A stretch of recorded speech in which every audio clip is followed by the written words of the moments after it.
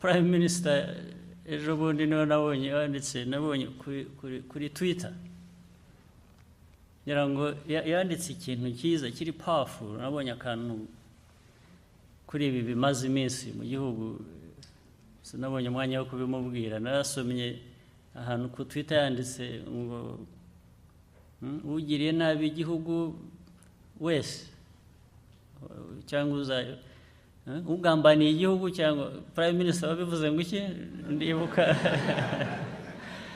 ariko yavuze ni nkuvuga ngo uhemukira igihugu, uhemukira u Rwanda uwo ari we wese ntabwo yabikira, aramugaruka. Ndetse hari umuntu wamubajije amusubiza ngo ariko ngo urashaka kuvuga iki? Ngo uravuga uriya ejo bundi uherutse gupfa? Icyo yashakaga, uwo wamubazaga atyo yashakaga kuvuga ngo kugira ngo Prime Minister avuga ngo n'uwo mvuga. Noneho undi abihindura avuga ati aha ntimureba, bemeye ko nabo ari bo bamwishe. Prime Minister again aba clever, aramubwira ngo ya ngo ndabwira uwo ari we wese.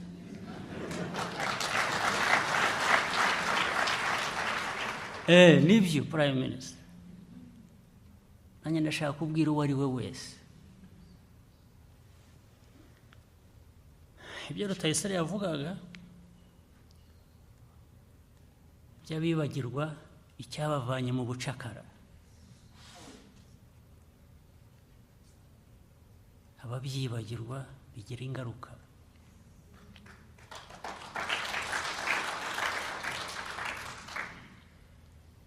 Bose bari hanze bidegembye mu mva, barimo nabo Prime Minister yavugaga. Bararenzwe, bararengwa, bibagirwa icyabavanye mu bucakara. Urareba ejo bundi aha nyine birirwa byonyine no kumva mbisubiramo, wenda ndumva ari nko kubiha agaciro, ntari kuba mbiha, ariko just kubera kubiganira, kubiha ko bikwiye kumvikana.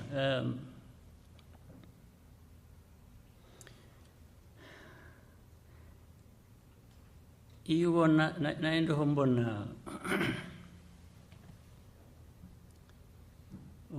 njya gusoma ibi byanditswe na Prime Minister nari mvuze, narebaga n'ibindi biriho bivugwa, nayendeho mbwira abantu bacu muri leta n'abandi narebaga babisubiza, njye nta nubwo nigeze mbisubiza cyangwa mbivugaho, ubu nibwo bwa mbere bivuze. Ariko nkabona n'abantu bacu bamwe oya ntabwo ari twe twabikoze, bahakana. Nibyo ntabwo ari mu babikoze, ariko ubu ikibazo cyanjye ahubwo ntimwari mukwiye kuba mubikora ahubwo.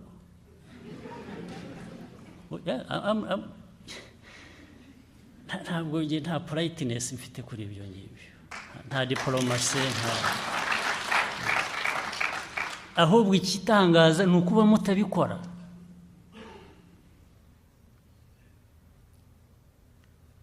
Ni ukuba abantu bashobora kugambanira igihugu cyabagize icyo baje kwiratisha bari cyo. All those fellows would have been nothing iyo bitaba iki gihugu itabura u Rwanda rwabagize icyo biratisha. U Rwanda rwabagize icyo baje gutuka, to abuse.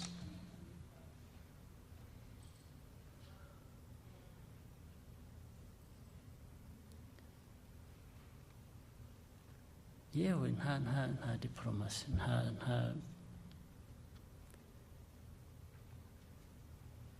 gerageza ntabwo ari twemwe. You should have been the ones. Yes, it shouldn't have been somebody else.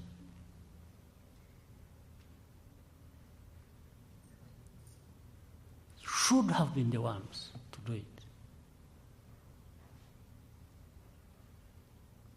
Ntabwo ari Bangladesh cyangwa Pakistan wabigukorera nk'ibyo Rutayisire yavugaga.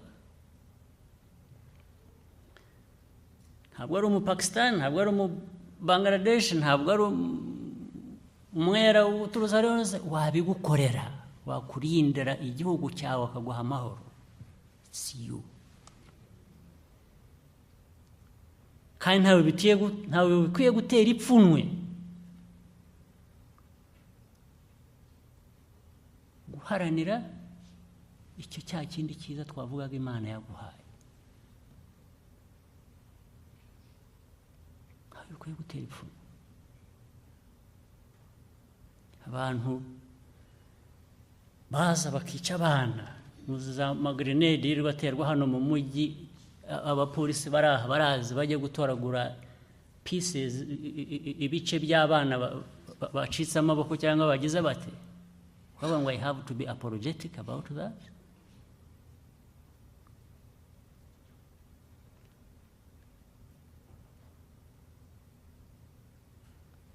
Never. Ibindi ni ukwirirwa abantu bavuga bacengana. Iyi si tubamo nayo turayizi, ntabwo ikoresha ukuri. Abaza kuguhagarara hejuru bagutonganya ngo kuki wakoze biriya, in defense of their nations, baba bakoze ibiruta biriya 1,000 times.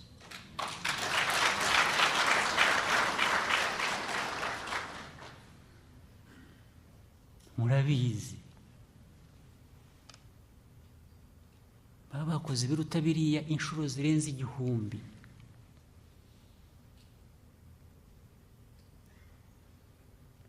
Ntabwo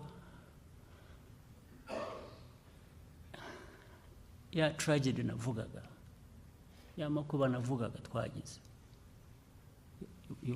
yo mu myifatire mibi yacu ya politiki n'ibindi twagize mu myaka yashize ya genocide, ntabwo twakwemera ko byongera bikaba hano at any cost.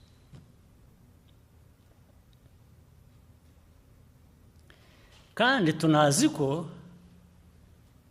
ikica atari amasasu gusa, atari imipanga, amagambo arica.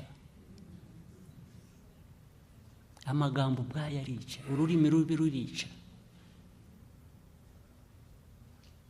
Ururimi rubi, amagambo mabi, ibitekerezo bibi nibyo bituma abantu bafata imbunda bakarasa, bafata imihoro bagatema.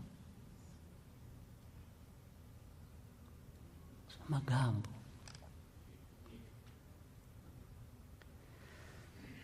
So nagira ngo rero mbabwire rwose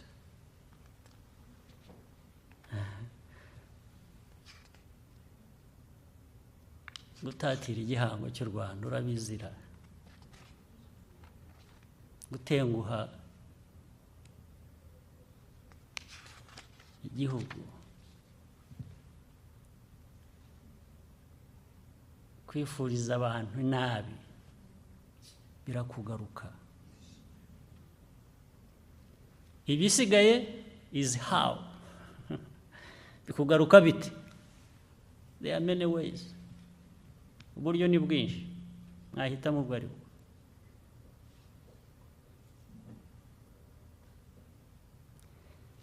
Kandi abanyarwanda rero bakirisitu bantu b'Imana muri hano, ikintu kimwe mukwiriye kugira nuko kwemera mugira cyangwa abantu bagira kujye kubaha imbaraga, kujye kubaha imbaraga zo gukorera no kurinda ibyiza biva mu bikorwa byawe.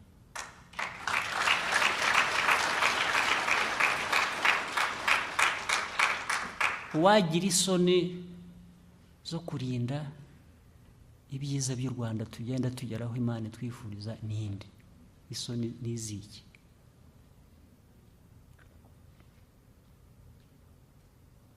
Isoni buri wese akwiriye kubagira. Niba ari uguhangana mu magambo murahangana, niba ari uguhangana mu bundi buryo mukwiye guhangana.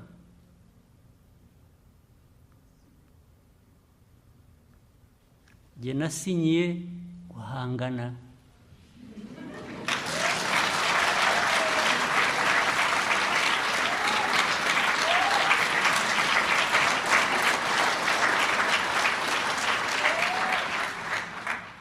Buriya ubwo niba ari ikosa mwakoze muzaryishuze, ariko aho mwagiye kungirira umuyobozi wanyu mukanshyira hariya muri stade mukandahiza, buriya mwandahizaga ngo mpangane mbahanganire.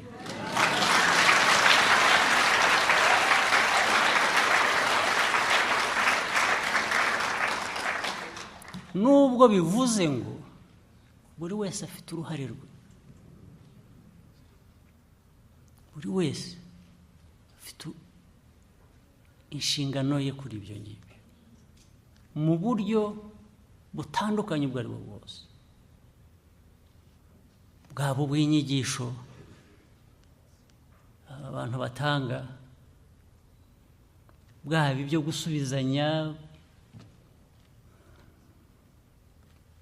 n'abakuvuga uko utari, yaba n'ibindi bikaze n'ibifite uburemere bindi bikaze abantu babihanganamo. None se niba uriya wundi we abishaka kubikora mu nyungu ze, yewe ndabuzwa n'iki kubikora mu nyungu zanjye?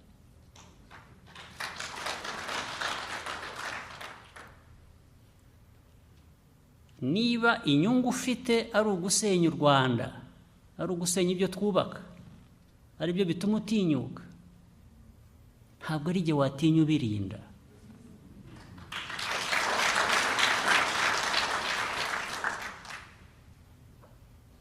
Rero ntituzagira na rimwe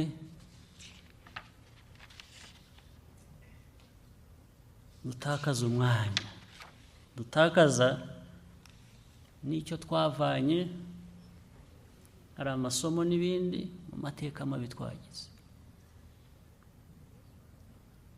Amateka mabi twagize ibyago, ariko twagize n'amasomo dukwiriye kuba twubakiraho, byose bikadutera imbaraga, kandi twibuka ngo noneho izo mbaraga reka turazikoresha turi no mu murongo w'ibyo Imana yaturemeye cyangwa itwifuriza. Nibyo bya bindi navugaga uyu munsi, biguma bigushyiraho bureke bikakwibutsa ngo ariko uribuka Imana, ubwo wiruka ufite umuvuduko, byinshi bigenda biba byiza, ariko wibuke ko ugomba kubiganisha mu nzira itanyuranya n'ibyo Imana yaturemye twifuriza.